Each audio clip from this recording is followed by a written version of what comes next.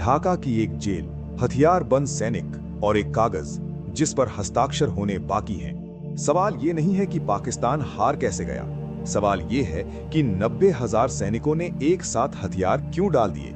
और उससे भी बड़ा सवाल, ये युद्ध 13 दिन में कैसे खत्म हो गया।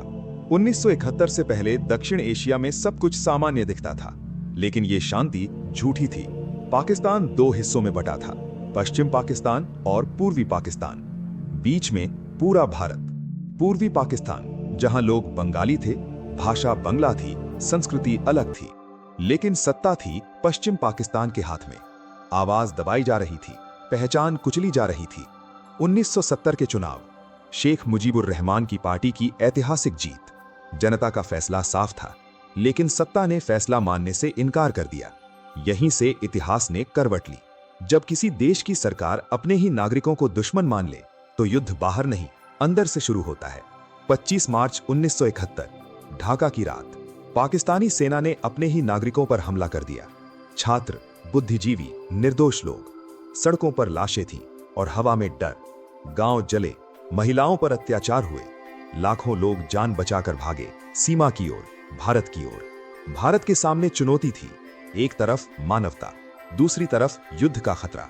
शरणार्थियों की संख्या 1 करोड़ पार कर गई। ये सिर्फ बांग्लादेश की समस्या नहीं रही, ये भारत की जिम्मेदारी बन गई। नई दिल्ली, प्रधानमंत्री इंदिरा गांधी, एक महिला नेता और सामने वैश्विक दबाव। उन्होंने फैसला किया, भारत चुप नहीं बैठेगा, लेकिन भारत अकेला भी नहीं लड़ेगा। इंदिरा गांधी दुनिया भर में गई, अमेरिका, यूरोप, सोवियत संघ।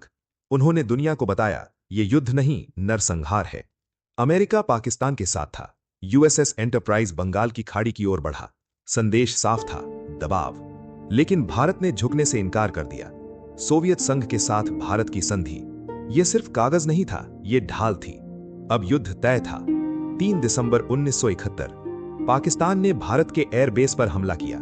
उन्हें लगा भारत घबरा जाएगा, लेकिन उन्होंने इतिहास की सबसे बड़ी भूल कर दी। भारत ने आधिकारिक रूप से युद्ध स्वीकार किया। सेना, वायुसेना, नौसेना, तीनों मोर्चों पर एक साथ हमला। भारत का लक्ष्य साफ था, पूर्वी पाकिस्तान को मुक्त करना। भारतीय सेना मुक्ति वाहिनी के साथ तेजी से आगे बढ़ी।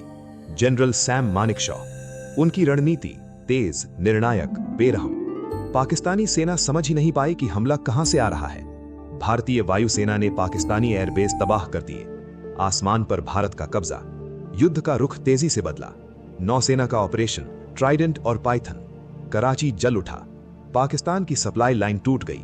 पाकिस्तान ने सोचा पश्चिम में भारत को रोक लेंगे, लेकिन भारतीय सेना हर जगह तैयार थी। ये युद्ध सिर्फ नक्शों पर नहीं लड़ा गया, ये लड़ा गया खाइयों में, बर्फ में, दलदलों में। हर जवान जानता था, पीछे हटने का मतलब हार। 13 दिन, बस 13 दिन। भारतीय सेना ढाका के दरवाजे पर थी। पाकिस्तानी सेना घिर चुकी थी। 16 दिसंबर 1971, ढाका। पाकिस्तानी जनरल नियाजी ने दस्तखत किए। 90,000 सैनिकों ने हथियार डाल दिए। इतिहास का सबसे बड़ा आत्मसमर्पण। एक नया देश, बांग्लादेश, आंसुओं, खून और बलिदान से जन्मा। यह सिर्फ सैन्य जीत नहीं थी, यह नैतिक जीत थी, रणनीतिक जीत थी। भारत दक्षिण एशिया की सबसे बड़ी ताकत बन चुका था। पाकिस्तान टूटा, सेना की छवि गिरी। इतिहास ने उन्हें कटघरे में खड़ा कर दिया। लाखों जानें गईं, घर उजड़े। युद्ध जीत लिया गया, लेकिन कीमत भारी थी। 1971 के बाद दक्षिण एशिया वैसा नहीं रहा। एक नया संतुलन बना, एक नई हकीकत। अगर पाकिस्तान अपने ही लोगों की आवाज सुन लेता, अगर सत्ता जनता से न डरती, तो क्या ये युद्ध टल सकता था? 1971 का युद्ध सिर्फ 13 दिन का था, लेकिन उसके असर ने इतिहास को हमेशा के लिए बदल दिया, क्योंकि उस साल हथियार नहीं, इंसानियत जीती थी।